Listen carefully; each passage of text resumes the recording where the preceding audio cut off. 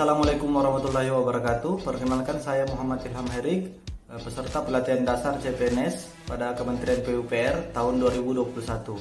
Dalam hal ini saya batch 1 Badan Pengembangan Kompetensi PUPR wilayah 5 Yogyakarta pada kelompok 3 nomor urut 23 dengan fasilitator yaitu Bu Widayani STMSI. Pada kesempatan kali ini saya akan menjelaskan tentang sistem merit dalam mewujudkan Smart ASN dan visi birokrasi berkelas dunia. Saya mulai berangkat dari definisi Smart Governance.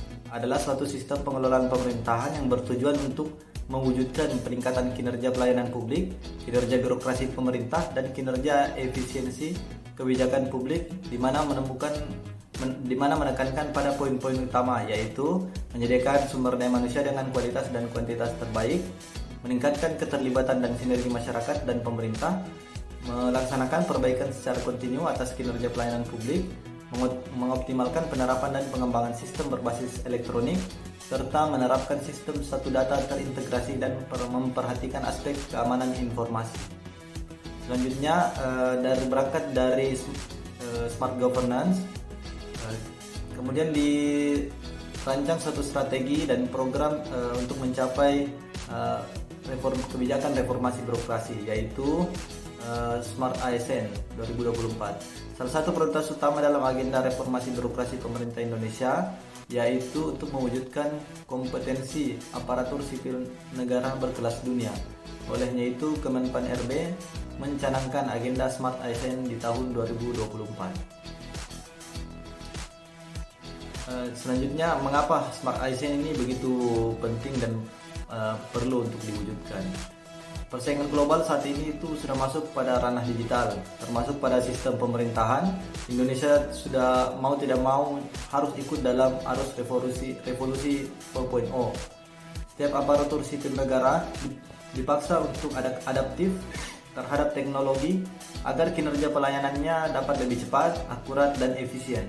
Digitalisasi birokrasi untuk pelayanan yang optimal adalah hal yang tidak bisa disanggah lagi. Agenda Smart ASN akan mendorong birokrasi sejalan dengan semangat 4.0, di mana tujuannya adalah semua jenis pelayanan publik dapat diselenggarakan berbasis digital dan terintegrasi sedemikian rupa sehingga pelayanan publik menjadi lebih optimal.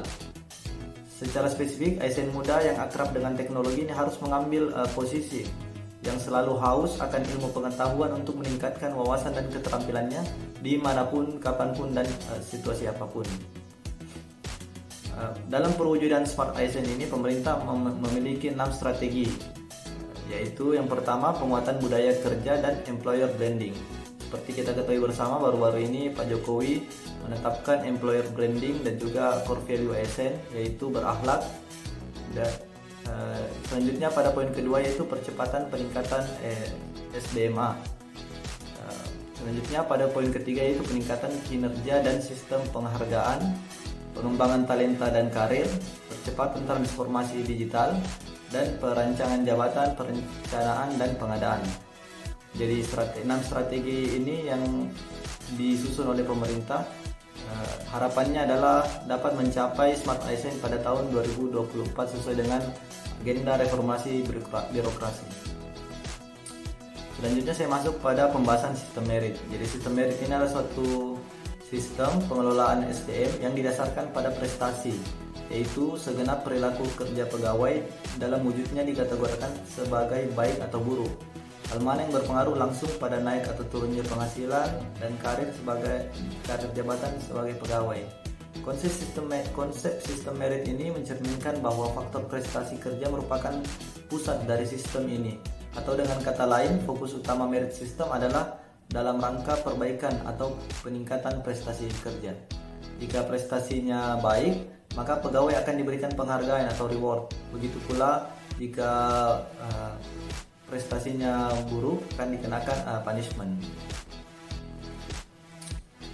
Kemudian sejauh apa penerapan sistem merit ini di PUPR?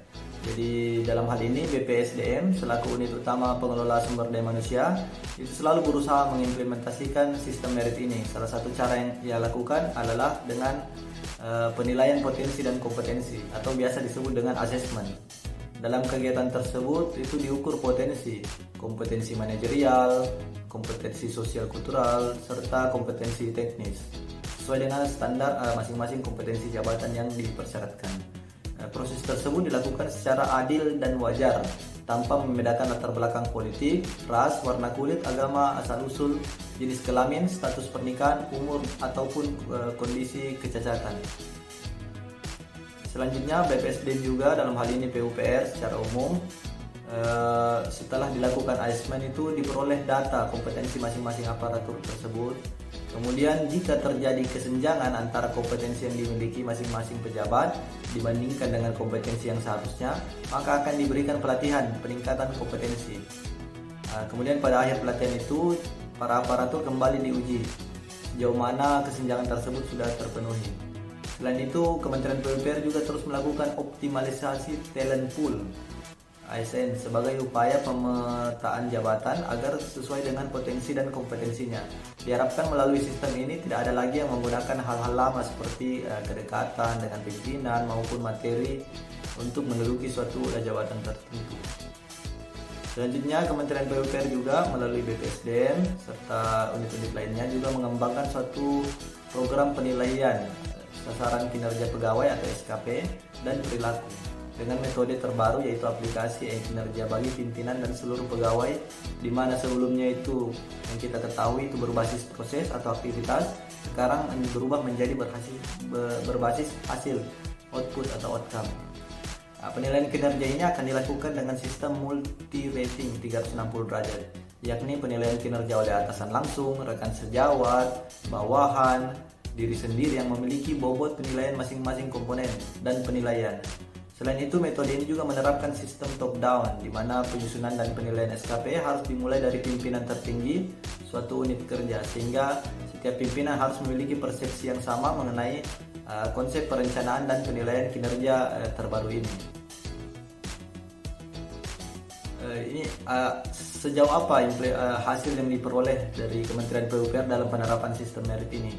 Jadi melalui kerja keras para aparatur di Kementerian PUPR pada tahun 2021, Kementerian PUPR itu berhasil mendapatkan kategori sangat baik dengan total nilai 395 pada anugerah meritokrasi yang diselenggarakan oleh Komisi Aparatur Sipil Negara.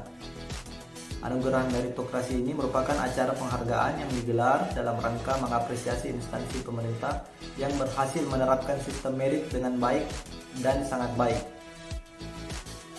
Secara umum, sejak 2019 hingga penghujung 2021, Komisi Aparatur Sipil Negara ini telah menilai sekitar 347 instansi pemerintah. Sementara dari jumlah tersebut, kurang lebih sekitar 106 instansi telah mendapat kategori baik, 46 lainnya mendapat kategori sangat baik.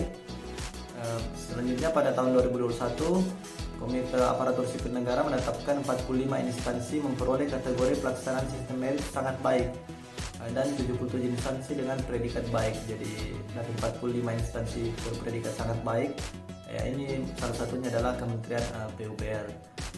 Berdasarkan informasi tersebut, perlu dapat kita simpulkan bahwa penerapan sistem merit di Kementerian PUPR sejauh ini sudah on the track, sudah sesuai dengan yang direncanakan oleh pemerintah, dan kita sebagai ASN ini harus terus mendukung sistem merit ini, mengingat dengan adanya sistem merit ini sehingga kerja-kerja kita dapat betul-betul terukur dan bisa dipertanggungjawabkan.